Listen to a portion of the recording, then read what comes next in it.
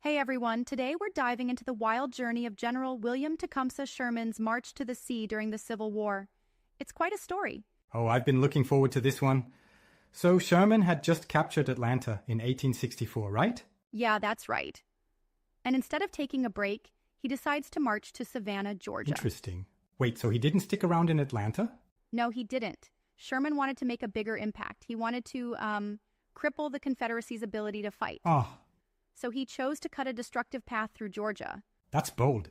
So he wasn't chasing Confederate troops? Exactly. He had the option to chase General John Bell Hood, but instead he thought, why not destroy everything that keeps the Confederacy going?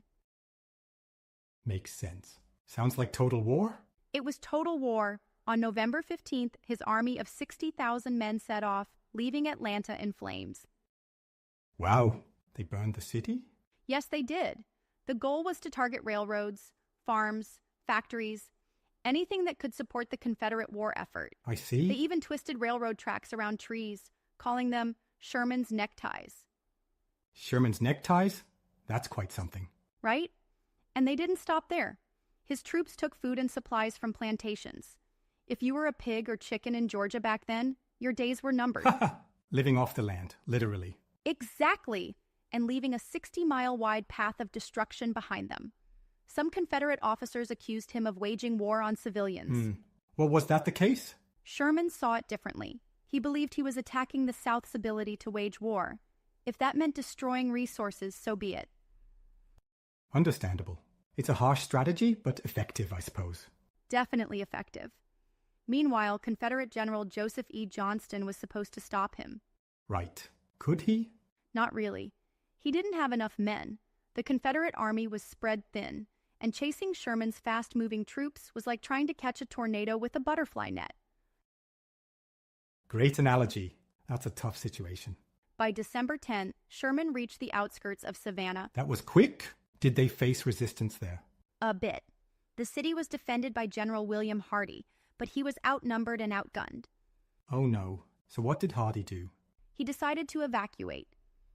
Rather than face a hopeless battle, he slipped away. On December 21st, Sherman entered Savannah Incredible. unopposed. And then came the famous telegram, right? Yes, he sent a message to President Lincoln offering Savannah as a Christmas gift. Wow. That's quite the present. Definitely, Sherman's march was a major success for the Union. It crushed Southern morale and disrupted their supply lines. Absolutely. But it was controversial, wasn't it? Oh, for sure. Some people viewed it as military genius. Others thought it was too brutal. Right.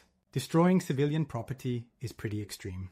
True, but Sherman believed that total war would hasten the end of the conflict. I get and it that. did contribute to the war's conclusion. Sometimes harsh measures are taken during wartime. Exactly. It showed the Union could strike deep into the South, making resistance seem futile. Makes sense. So, do you think it was justified? It's a tough call. From a strategic standpoint, it was effective. Morally, it's more complex. Agreed. History often has these gray areas. Absolutely. One thing's for sure, never make Sherman mad. If he decides to visit, he's bringing fire and destruction. And a Christmas telegram you might not appreciate. Exactly. Thanks for sharing this story. It's fascinating and thought-provoking. My pleasure. History is full of these intense stories. Can't wait for our next discussion. Me neither. Thanks for tuning in, everyone.